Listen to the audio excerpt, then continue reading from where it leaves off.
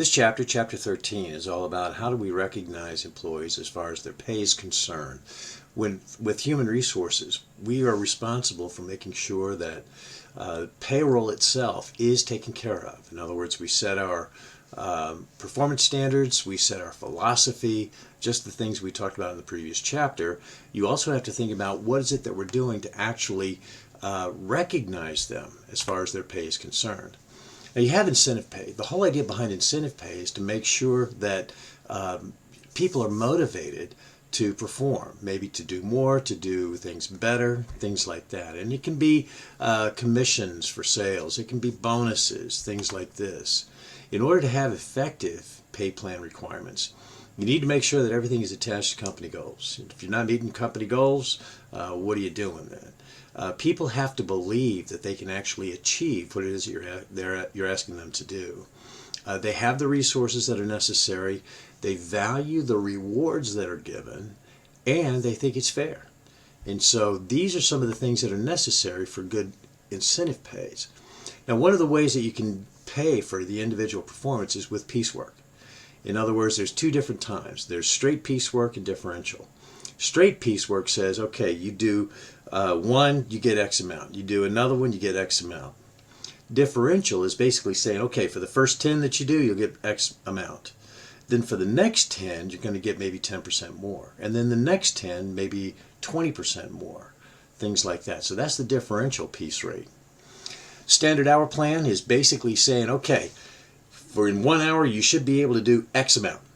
Now, one of the issues with that is it encourages people to work as fast as possible, so they either have downtime or they can take on more stuff and make more money.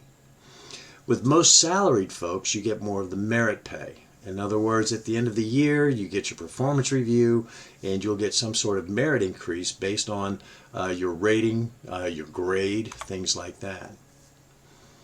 One of the issues that we have in a lot of organizations is they have a tendency to reward people as far as raises and bonuses and things like that kind of equally, rather than really trying to differentiate between the high and the low performers. What typically happens is, as far as pay increases, like merit increases, you might get 4.5% for the high performers, but you still get 0.5% for the low performers. Some people are saying, okay, what you do is, for the middle and the low performers, don't give them anything, and give 7% to the high performers, or something along those lines. And so one of the things you have to think about is, what is it we're really trying to reward? What kind of behavior are we really trying to get?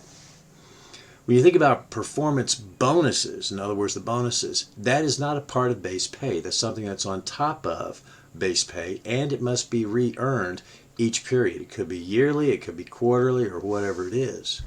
And one of the things you need to do is make sure that it is linked somehow to the performance measures. You have sales commissions. Most of you are familiar with that. You sell X amount, you get Y amount of dollars. The whole idea behind it is, what are you doing as far as sales? And you get bonus. What typically happens in organizations, you go above your goal, you get bigger bonuses.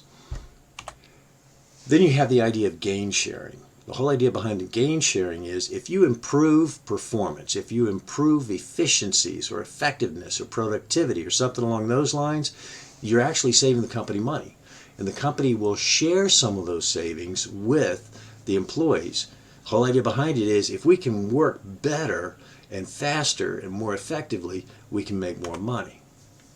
In order to have effective gain sharing, this is in the book, you have these conditions that need to be met. First of all, management has to be committed to it. And it has to be accepted by both management and workers. And management has to be open to worker input as far as, what are we going to do as far as improvements are concerned. People need to feel secure in their employment in order to actually work to improve the organization. You set goals, you commit, you have performance standards that are fair, and you're going to be working in groups. You're going to be working in teams of some sort, and employees have to value that. You also have pay for other types of pay for group performance. So, for example, group and team awards, they're basically the same. In other words, you have a group of folks, small group of folks, they're working on a project or something, they get finished with the project, they get some sort of an award or bonus. Then you have profit sharing. This is for pay for organizational performance, okay? So profit sharing is where the company will share a portion of the profits with the employees. When I was at Hallmark, one of the things that they had was that profit sharing. And they made a big deal about if we improve things, if we cut costs, that will increase the profits that we have and we'll share that with you. The profit sharing actually went into an account for our retirement. You could not get to it until you're retired. And so that was one of the issues that they had there was, okay, we're giving you X amount in profit sharing, but it was not cash. It was not something that you could put your hands on until maybe 30 years down the road when you were retiring. Then you have the idea of stock ownership. The whole idea behind stock ownership is you work to improve the organization because you're one of the owners. When you own some of the stock, you are one of the owners and you want that stock to increase in value. So a lot of times what they'll do is companies will set up an ESOP, an employee stock ownership plan, where what they'll do is every once in a while for a bonus, they might give you a few shares of stock. They put it in trust. You can't get to it until you've been vested there for a certain length of time or you're leaving or something along those lines. You also might be able to get stock options. When I was at Marion Labs, that was one of the things that they did was they gave everyone stock options. What they did was a stock option is basically you can buy, it's a contract where you can buy X amount of stock, X number of shares of stock at a particular price. Let's say it's set at $10.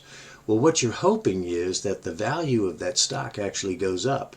And when you exercise the option, you buy X number of shares for $10 and you can sell it for whatever the market's going. Market might be going 20 or 50 bucks. That was one of the ways that a lot of folks who were working at Marion in the old days became millionaires because they received a bunch of stock options and it was at a kind of a low price where whatever the stock was going at that point in time. And then Marion Labs just blossomed and they cashed in those options. They made huge amounts of money. The number of employee stock ownership plans has grown over the years. The whole idea behind it is to get people more motivated to improve the company and improve the value of the organization. You also have the idea of a balanced scorecard.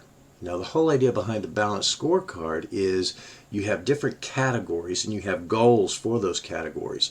And what happens is you need to be able to hit the goals in these various categories in order to get the bonus or get the options or whatever it is. So more and more companies are going more towards a balanced scorecard. It may be not just based on what were the quarter's profits, but also what were the customer evaluations, what kind of internal improvements were made, things like that. People need to participate in the incentives. They need to understand what those are. And that means that human resources has to do a good job of communication as far as making sure that people understand what those plans are, how they can participate, what is in it for them to be a part of it. When you start thinking about executives are basically looking at short and long-term incentives. Short-term incentives may be some bonuses based on return on investment or the profits or something along those lines. It's actual cash that actually goes to them. Long-term incentives tend to be more stock options. The whole idea behind that is, or maybe shares of stock, the whole idea behind it is the more that they are an owner in the organization, they'll work harder to improve the value of that stock, improve the value of that organization. One of the issues, there's several issues with it though. Sometimes what happens is the company links their pay to the stock performance. So there may be a motivation there to improve the short-term performance in order to improve their pay. It also gives kind of an unfair advantage when people inside the organization know what's going on with the organization. They know that something negative is going to happen and the stock is going to drop. And before it's known in public, they sell a bunch of stock at a higher price. So these are some of the key points from Chapter 11. If you have questions, give me a shout.